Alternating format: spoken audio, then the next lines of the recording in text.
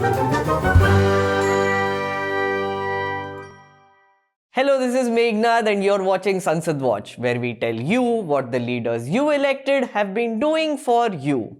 There was some drama at the Davos World Economic Forum last week. हम भारतीयों का temperament, हम भारतीयों का टैलेंट, जिस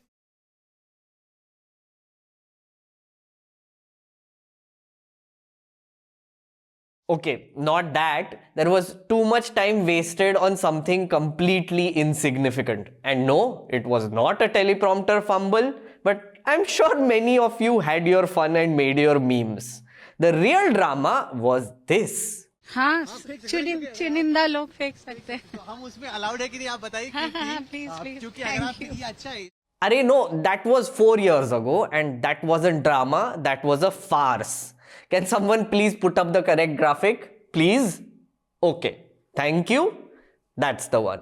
An NGO called Oxfam released a report titled Inequality Kills with some eye-popping data. Inequality kills. Yes, it's that bad. They timed the release of this report before the World Economic Forum in Davos on January 17th. After this came out, a bunch of millionaires came together and told their governments to tax them more, including Abigail Disney of the Walt Disney business family. They even made a video about it. I should be taxed my fair share. We shouldn't be wallowing in our riches while everybody else is suffering. 10 years ago, you gave me a tax cut I didn't want and I didn't need. Fix the mistake you made. Because it is the right thing to do. Tax me. Tax me. Tax me. Tax me. Tax me. Tax me because my country, our country, means more than my money. यार इतना पैसा है तुम्हारे पास, could have at least produced a better video. What is this amateur cut copy paste garbage? This group of people like to call themselves patriotic millionaires. They have written a letter telling governments around the world about the importance of taxing the rich. But did you notice something? They are called patriotic millionaires, not billionaires with a B.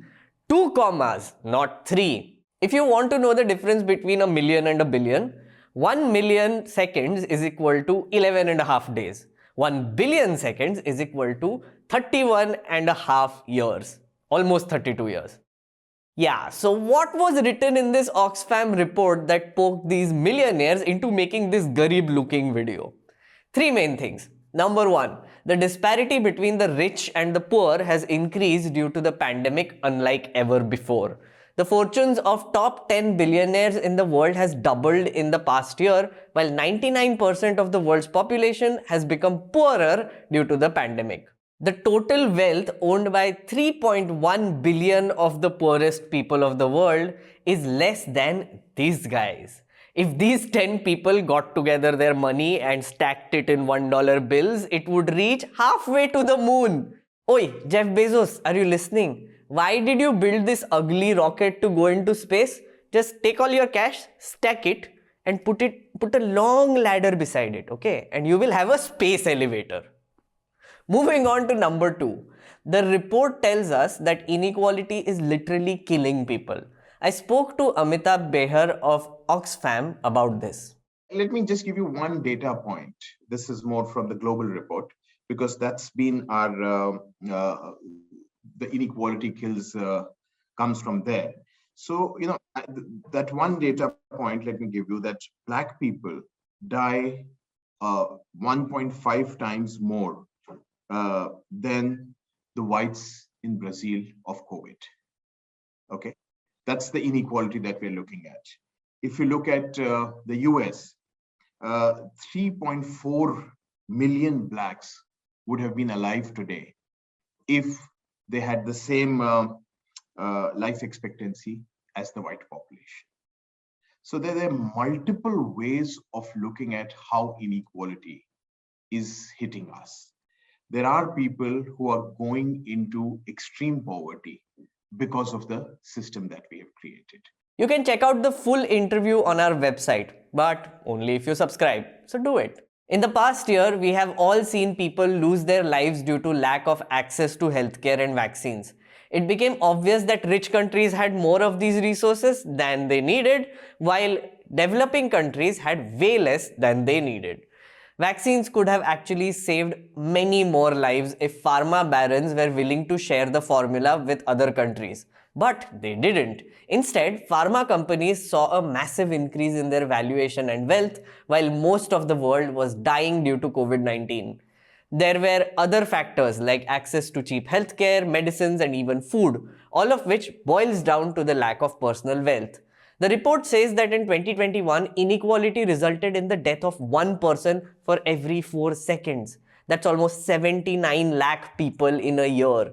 One person, 4 seconds. Number 3. This report tells us how the current level of inequality has not happened by chance. Instead, it is a consequence of the pro-rich policies made by governments across the world. Countries have been trying to attract the elite rich to invest. So they give them tax breaks, corporate subsidies, and privatize public assets, which widens the wealth gap. Now, let's come to the inequality situation in India. Last year, when the unemployment rate reached a high of 8%, our economy produced a new crop of billionaires, 40 of them. In 2021, 98 of India's richest billionaires have the same amount of wealth as the 40% of our poorest population.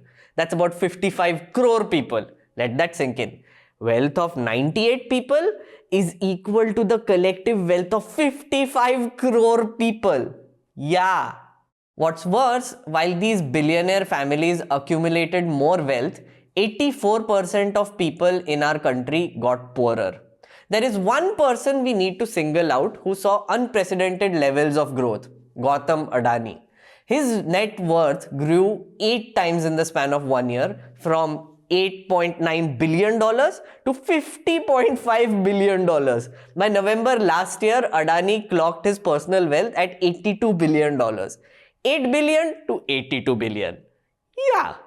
Meanwhile, the world's favorite tech bro, Elon Musk's wealth increased by around 1000% to the value of $270 billion during the pandemic. In November, he's the first human to ever cross the 300 billion mark.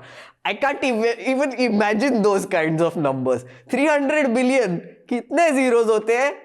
Just as a comparison, in 2020, Adani's net worth was equal to the entire amount allocated to the Ministry of Health and Family Welfare. So, while people were losing their health and family and welfare, this guy had enough net worth to fund the entire Ministry of Health and Family Welfare. His net worth right now is equal to the nominal GDP of Sri Lanka. So the growth of the super rich 1%ers like Adani has been quite rapid too. In 1980s, 1% of the top earners in the Indian economy owned just 6% of the total wealth. Today, they own 33%. So what has led to this? There are 3 main reasons. Number 1, abolishing the wealth tax. Back in 2015, the Modi government got rid of the wealth tax. Before that, if a person earned more than 30 lakh a year, they had to pay an additional tax of 1%. The reasoning given for removing wealth tax was that the collections were a mere 1000 crore and the government was spending a lot of money recovering this. Number 2, reducing the corporate tax. In 2019, when our economy started to see a bit of a slump and foreign investment reduced, the government decided to reduce the corporate tax from 30% to 22%. All of this to make investing in India more attractive. In 2019, the economic situation of our country was in a slump. The GDP had contracted by 4.5% and foreign investors were fleeing from the Indian capital markets. So the government reduced corporate tax and ended up losing out on 1.5 lakh crore in taxes. In 2021, due to the pandemic, the tax that the government was collecting also came down.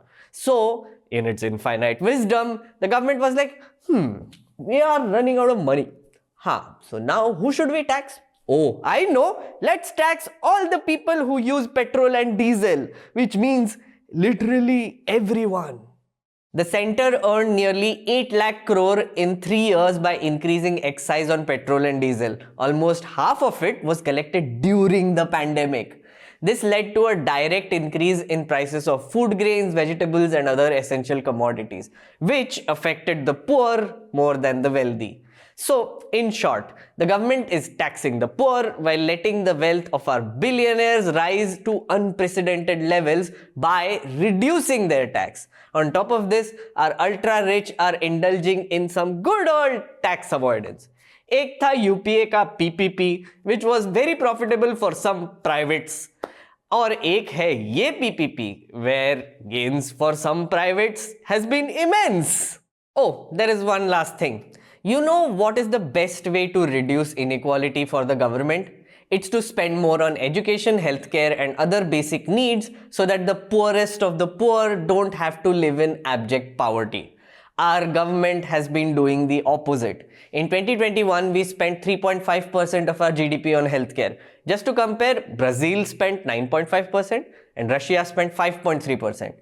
Low healthcare budget means bad public hospitals, forcing citizens to rely on private hospitals. And when a pandemic hits, all hell breaks loose. Depressing. So here's a fun fact. If 98 of the richest families pay a 4% wealth tax, India can take care of the Ministry of Health and Family Welfare for more than 2 years. Or the midday meal program of the entire country for 17 years. Or Samagra Shiksha Abhiyan for 6 years. 4% ज़्यादा हो गया, चलो 1%. If we charge 1% tax, then billionaires can finance Ayushman Bharat scheme for 7 years. Once you start thinking about how the money collected from these super rich can be used on poorest of the poor who need it, then the possibilities are truly endless. The tragedy is that our government doesn't think so. Look, one of the main causes of people being pushed into poverty are medical emergencies. So you can imagine what the pandemic must have done to millions who lost their jobs. Just to put things in perspective, things were bad in the 80s, okay? While the rich had a lesser share of wealth, but way more people were living in abject poverty than today. However, the way inequalities are growing right now, it will make society more unjust, fragile, and prone to conflict. We are seeing this happen all across the world, and we should be bloody worried. It's time for Know Your Neta. Today we are taking a look at Bhartrihari Mehtab. He is the MP from Cuttack constituency in Odisha. He is also the leader of the Biju Janata Dal party in the Lok Sabha and is currently serving his 6th term. Bhartrihari Mehtab is the son of Hare Krishna Mehtab, the first Chief Minister of Odisha, who also played an important role in the Indian independence movement. He was first elected in 1998 and has been re-elected ever since till the current Lok Sabha. Over his 23 years as an MP, Mehtab has been a part of 50 parliamentary committees. Yeah, we counted. Seriously, the list is too long. Mehtab is also an editor and columnist of an Odia daily, The Prajatantra, and has authored 5 books. Coming to his parliamentary performance, Mehtab has an attendance of 92%, has asked 185 questions to the government and participated in 121 debates. Mind you, that's 4 times the national average of 30. For his committed performance, Mehtab has received the Sansad Ratna Award in 2017, 18, 19 and 20. He was also confirmed the Outstanding Parliamentarian Award by the President in 2017. Now, let's talk about some controversies. Bhartrihari Mehtab, his son and wife were booked for alleged dowry harassment in August last year. The complainant had claimed that her family gave 1.5 crore rupees to the Mehtab family when she got married in 2016, but they kept demanding more money. She also alleged that the Mehtabs tortured her and threw her out of their home in Cuttack. The woman took this to court in 2018. The court directed her in-laws to let her stay at their home in Delhi, but when the complainant went to stay there, she was not let in. Mehtab and his family have also been charged under the IPC for this. Apart from this, there is another minor controversy that Mehtab was involved in. During Durga Puja last year, the government of Odisha had said that the height of Durga idols that will be used during the puja should not be more than 4 feet to prevent the spread of COVID-19 apparently. Don't look at me, that was their logic. Mehtab decided to cross party lines and said that this made no sense whatsoever. He said that spread of COVID cannot be checked by reducing the height of idols by 2.5 feet, and the smaller sized idols would actually cause an obstruction in the puja. The matter really escalated and ended up in the Odisha High Court. The court dismissed the plea, stating that it wasn't convinced about how a reduction in the height of idols to 4 feet would in any way reduce the fervor and sanctity of the festival. Fast forward to today, the third wave is here and the Durga Puja idols are still 4 feet tall and our administration is still as pedantic as they were. If you want to argue with Bhartrihari Mehtab about the size of idols or constituency problems, here are his details. That's all I have for you in this week's Sansad Watch. Remember, if you want to make Parliament great again, you need to watch it first. Thank you so much guys for watching this episode of Sansad Watch. It was the 25th episode. We will be taking a bit of a break. This show will be taking a break, but I will still be on videos because me, Manisha and Atul are going to go cover the assembly elections. Please do support our assembly election coverage by going to www.newslaundry.com/Sena and fund our assembly election project. We will still be focusing on policy, but on more of a ground level rather than what we do right now. So do support our work, do support our election coverage and buy our merch! Karare chane le lo. The subscription model is something that keeps News Laundry afloat, but we need hundreds of thousands of people to completely transform the news ecosystem. So you pay for news, so it serves you. So click on the link with this video, subscribe to News Laundry and pay to keep news free और गर्व से कहो मेरे खर्च पर आजाद है खबरें.